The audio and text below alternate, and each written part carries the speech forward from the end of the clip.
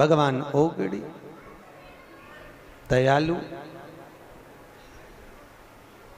दया की ना होती जो आदत तुम्हारी तो सुनी ही रहती अदालत तुम्हारी। हे प्रभु,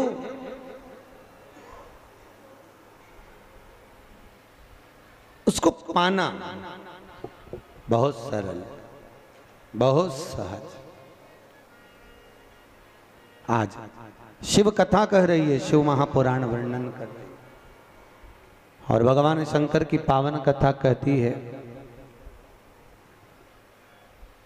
दक्ष प्रजापति के यहाँ जन्मे हुए बच्चों को नारद जी ने ले जाकर सत्कर्म में लगाया, भजन में लगाया।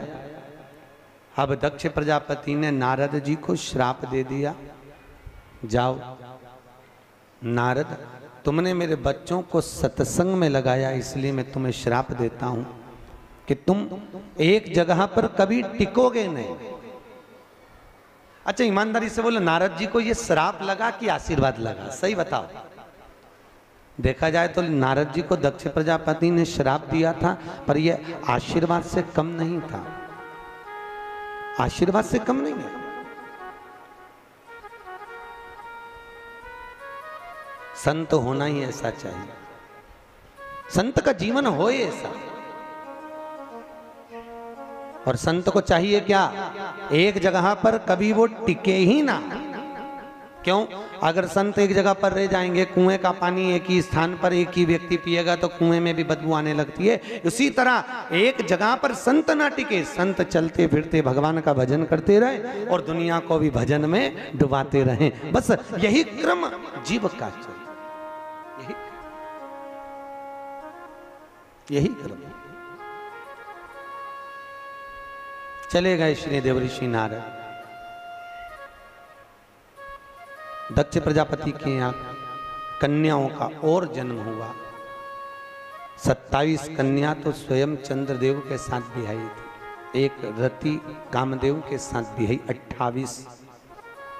इतनी बेटियों का जन्म होने के बाद, फिर बेटी के जन्म के बाद में आज दक्ष प्रजापति ने माता जगज्जननी जगदम्बा अम्बा रिटर्न बढ़ा, माता पार्वती के, मां अम्बा भवानी दुर्गा के, मां जगदम्बा की आराधना करी, जगदम्बा की आराधना। और जब जगदम्बा की आराधना करी, दक्ष प्रजापति ने मां जगदम्बा को प्रसन्न करा। मां शेरावाली प्रकट हुई और प्रकट होकर बोली, मांगो दक्ष प्रजापति, तुम्हें क्या चाहिए, बोलो, तुम्हें दे क्या, बोलिए। दक्ष प्रजापति कहते हैं, मां जो मांगूंगा दे दोगी? हाँ, बोलो तुम्हें चाहिए क्या? मां ने कहा, मांगो।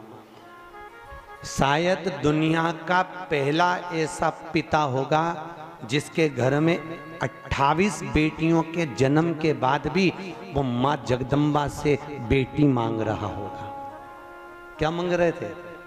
बेटी। दक्ष प्रजापति कहते हैं, मां मेरे को एक बेटी का जन्म हो जाए, ऐसी कृपा करो। देवी जी ने कहा, दुर्गा भवानी शारदा महारानी ने कहा, अरे दक्ष प्रजापति, तेरे घर में पहले से 28 बेटियां जन्म ले चुकी है, तो एक बेटी का और क्या करेगा? दक्ष प्रजापति ने कहा, मां मुझे बेटा नहीं, मुझे बेटी दो। मां कहती है, तू बेटा मांग ले। नहीं मां, बेटा अगर जन्मेगा तो बेटा एक कुल को तारेगा और बेटी जन्मेगी तो वो 2 कुल को तार देगी। मुझे बेटी दे, बेटियां दीजिए।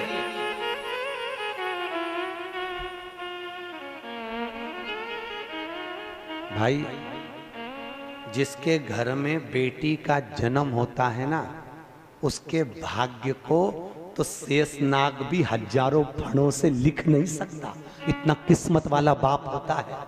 और जिसके यहाँ बेटी का जन्म नहीं होता ना,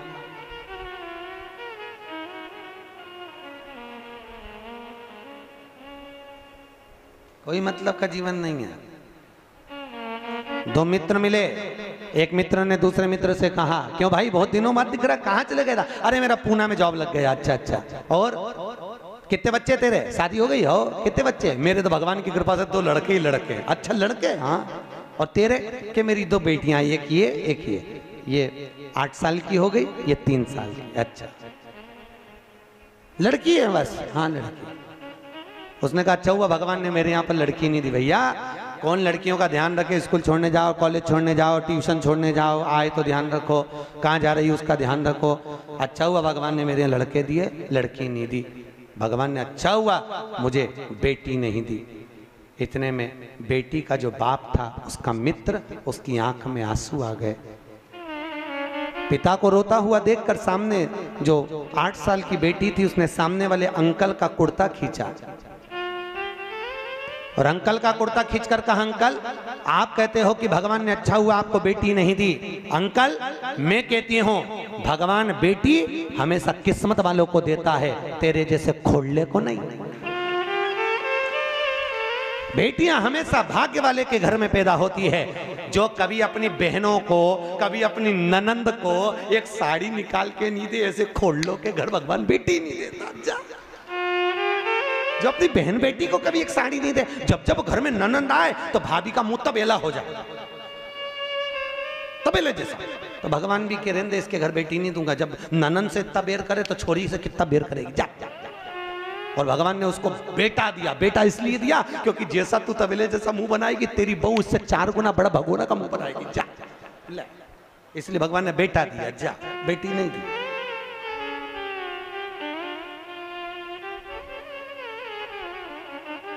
किस किस के घर में बेटी है? जरा हाथ उठा। अरे भगवान किस्मत वाले हो रे, धर लो हाथ धर लो। बहुत भाग्य लेकर आए हो, बेटियां हुई है तुम्हारे। भाई बेटा एक बार माँ बाप को दुखी देख सकता है, पर बेटियां कभी नहीं देख सकती। फोन लगा लगा कर पूछती रहती हैं पापा कैसे हो, मम्मी कैसी हो तुम। वो बेटियां होती। बहुत किस्मत वाले हो भाई जो तुम्हारे घर में बेटियां हैं। दक्ष प्रजापति कहते हैं मुझे बेटी दे दो। माँ कहती है बेटी का करेगा क्या, तेरे घर में इतनी बेटियां जन्म ले चुकी है। दक्ष प्रजापति कहते हैं माँ मेरे घर में अगर बेटी होगी तो मेरा जीवन सार्थक होगा। बेटे कमाने के लिए चले जाएंगे। तो माँ बोली घर में बेटी भी तो पर घर चली जाती है, दूसरे के घर ब्याह कर कर चली जाती है, फिर क्यों मांग रहा है। दक्ष प्रजापति कहते हैं माँ बेटी भले दूसरे के घर में विवाह कर कर चली जाए, फिर भी बेटी के प्राण जब तक माँ बाप जिंदा रहते हैं तब तक माँ बाप के घर में लगे रहते हैं। मेरा माता पिता